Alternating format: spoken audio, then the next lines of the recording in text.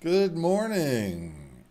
From the home studio in Middletown, Delaware, I'm Marshal Manlove. It is Wednesday, November 17th, 2021, and welcome to Delaware Sports and My Sports Reports.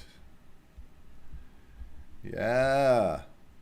Happy Wednesday, everybody. Lots to talk about on this episode. We're going to talk about the Class 3A football tournament. Some results from yesterday in the field hockey state championship and the boys soccer state championship. And we're going to welcome a new member to the crew. Our new website is up and running. It's mysportsreports.com. That's what you see here in the background. And why is it mysportsreports instead of delawaresports.com? We have both.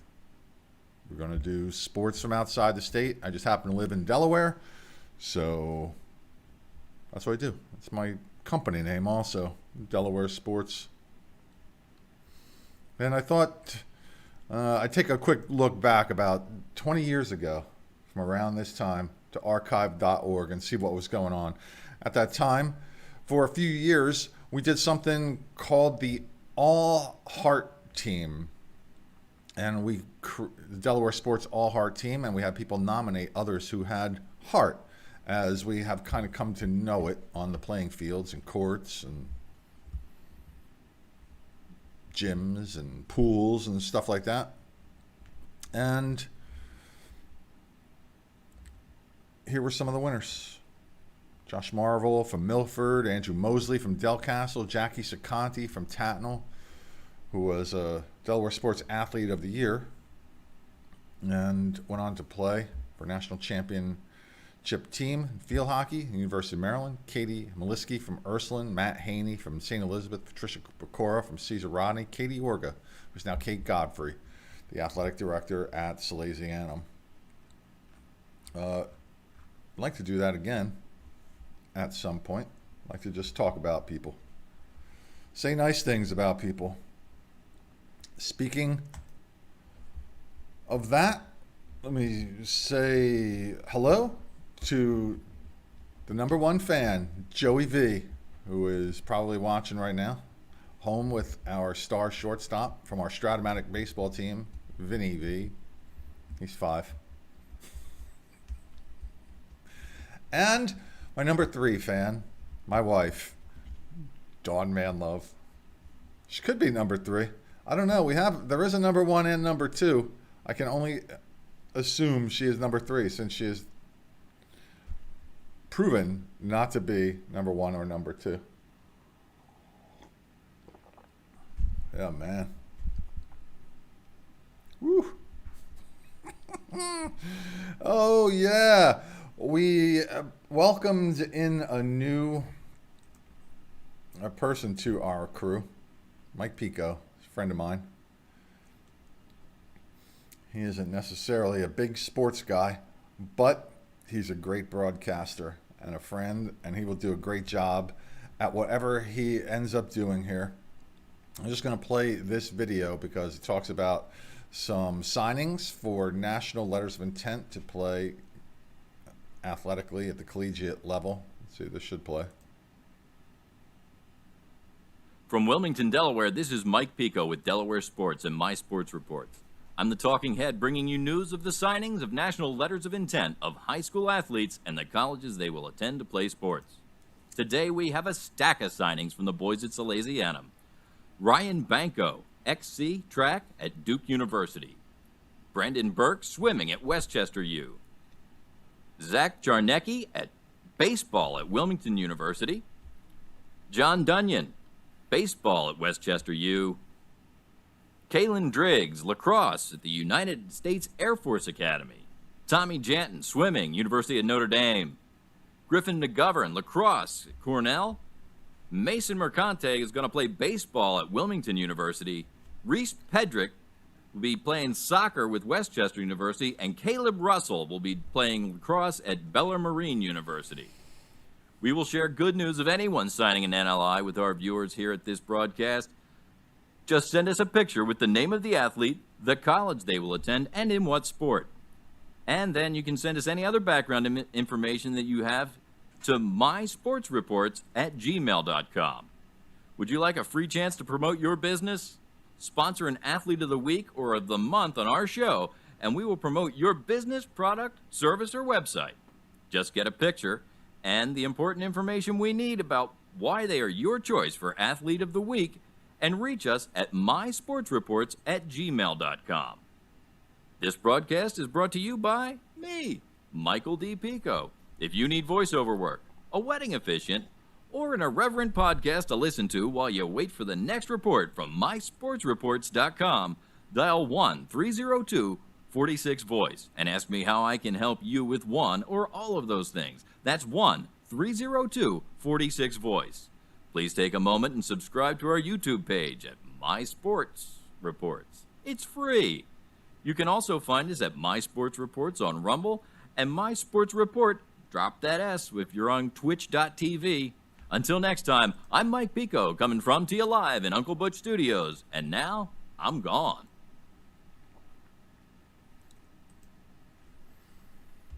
Great job, Mike. Great job. We welcome you. For sure. I think about when he was talking there. Well, he did most of my work for me there today. So you can join us here in any way that you want. A couple people have reached out to me. Also, we're lining up some interviews. Not everybody is as camera happy as I am, craving attention like me. So we're lining some of them up. And also, I am putting out a request for pictures, names of those who have reached postseason honors, all conference, all state teams. I'm going to do a series of shows. For some reason, it's like pulling teeth to get some of that information. I mean, I have some of the information. I would just like to put some pictures up along with a little bit of information while I read them on this show. I can certainly just grab the list and put it up there, but I know what people's attention spans are. Which reminds me, when I do the football, the look at the football for the Class 3A, look, man, it's not going to be exciting. You're going to have to focus when we do it, all right, if you like football. If you don't, you can pause, come back to it later, because maybe I'll have something interesting to say afterwards, or maybe I'll have something interesting to say during it. Not really likely, but you never know. I could stumble into something interesting or funny. Yeah, perhaps. All right, let's see what is going on here. Here's a picture of the Newark Charter volleyball team. Focus your attention on the center. That's Isabel Asenyan holding up a banner which honors her 1,000th career assist. Isabel's a senior Patriot. She recorded her 1,000th assist in the third place final consolation match at the Bob Carpenter Center this past Monday, where the Patriots won 2-1 over Wellington Friends. The top-seeded Vikings of Cape Henlopen sweep into the championship final game of the Division I Field Hockey State Championship this coming Saturday with an 8-1 win over Polytech. Reagan Shabatoni had a goal and 3 assists to lead the team. Samantha Connors had a goal and an assist, as did Noelle Sabah. The Vikings will play number 3 Smyrna at 11:30 a.m. and Dover High for the Division I State Championship. The Eagles beat number 2 Charter 3-1. No further information was available, nor could I find it. The Division II semifinals will be today at 5 and 7 at Delaware Turf Field. It will be Delmar taking on Sussex Academy, and Archmere will play Newark Charter.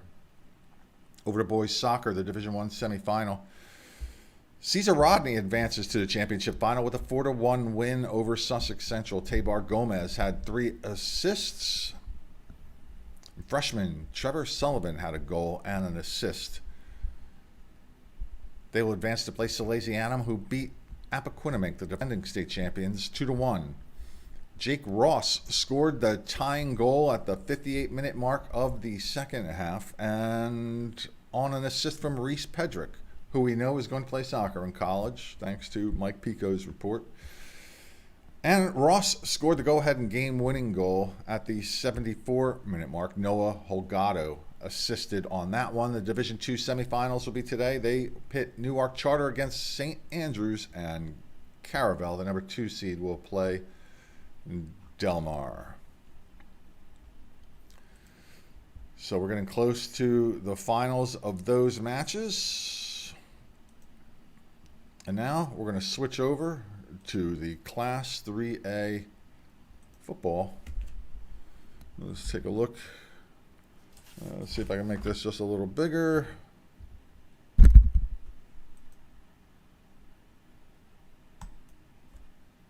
Maybe I can. There we go. All right.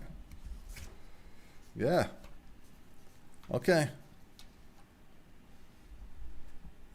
Time to focus, sports fans, because maybe I will be mentioning your team, your child, or your parent, husband who coaches one of the teams. All right. All 11 teams in Class 3A are participating in this open tournament. One of the things which makes it trickier to talk about when taking a look at some of these teams is to figure out what effect, knowing that no matter what a team does all regular season long, they all know that are making it into postseason play. But they're still clear favorites and underdogs, and let's start with the number 1 seed, the Smyrna Eagles. As a Division II school, the Eagles never reached the state tournament, but shortly after climbing into Division I, they ended up winning 3 championships in a row, but that last one was in 2017, and now there are many more teams in the way. The Eagles were 8-2 on the year, losing one to an out-of-state team and the other to the number 2 seed, Middletown. Senior running back Wayne Knight figures to shoulder most of the load from the ground. Ymir Wright is also a threat to score from his wide receiver spot. Junior Cameron Edge is the Eagles quarterback, and their head coach is Mike Judy, who led this school to its 3 straight titles from 2015 to 2017. Number 8, William Penn, will take on number 9, Hodson, with the winner to play Smyrna, who has a first-round bye. The Colonials from William Penn started off the season 3-1 and ended up 4-6. They beat Hodson 41-6 on the 4th game of the season. Tavion Squirrell is their lead running back, and sophomore Jacob Tiberi will run the offense at quarterback. Matt Sable is William Penn's head coach. The Silver Eagles of Hodson, coached by Frank Moffitt, and they are 2-8 heading into Saturday's game at 12, which will be held at William Penn. They only average 9.6 points per game while giving up a bit over 30. They have an uphill climb for sure. Number 4, St. George's will play number 5, Dover, and that game is November 27th in Middletown. The Jaguars, coached by John Wilson, had a solid 7-3 year. They did lose to Dover earlier in the year by a touchdown, though, and to the top 2 teams in the field, although Smyrna had to come from behind to beat them. They had good wins against Salesianum and Sussex Central, though, and are a threat in this event. And that's my frozen face, which doesn't do any good against that static screen, that's for sure. The Senators of Dover are coached by Chip Knapp and were 6-4 on the year. Jordan Moran is their quarterback, who will look for John Parker as one of his targets from the air. They played Sally's hard in the last game of the season, but their defense cracked in the 4th quarter, and the Sals came from down 21-9 to take that game, and they scored 22 points in the 4th quarter off the Senators in that game. The winner of this game will advance to the winner of the Smyrna game against whomever the Eagles play in the semifinals on the first weekend in December. You still with me? Wake up. Here we go. Moving on.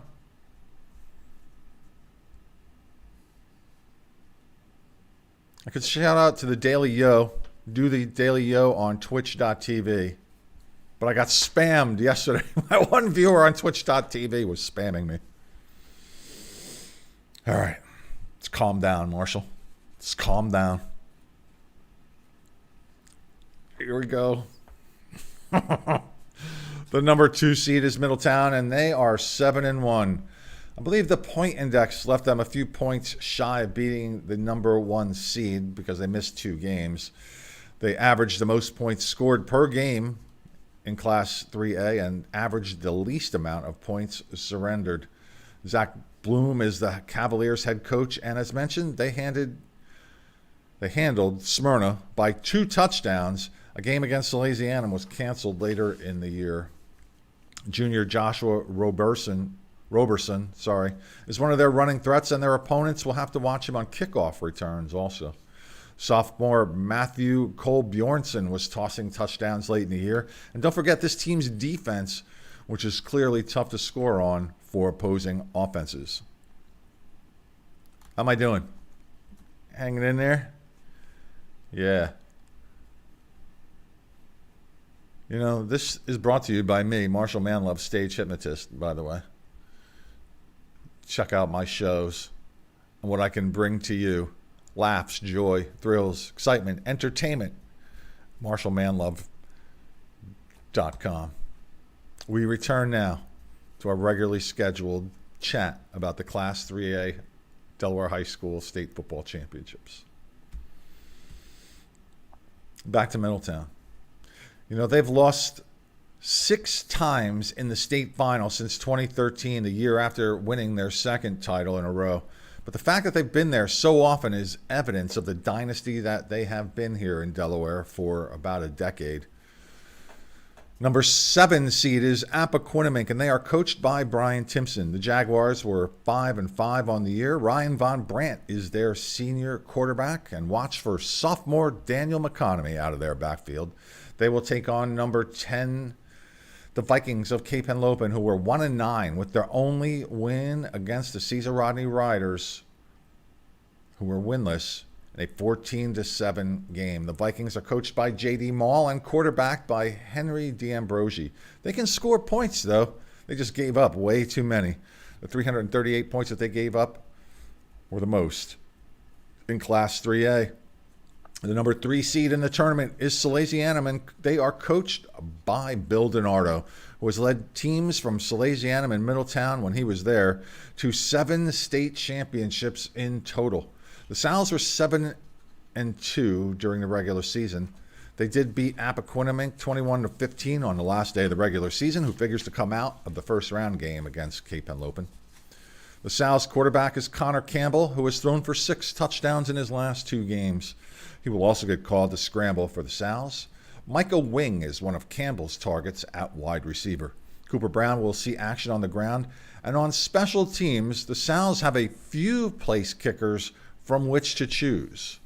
Could that make a difference in a very close match somewhere in this tournament? If so, you've heard it here. Probably not first, but you have heard it here. The number 6 seeds, Sussex Central, and they will play the 11th seeded Caesar Rodney Riders.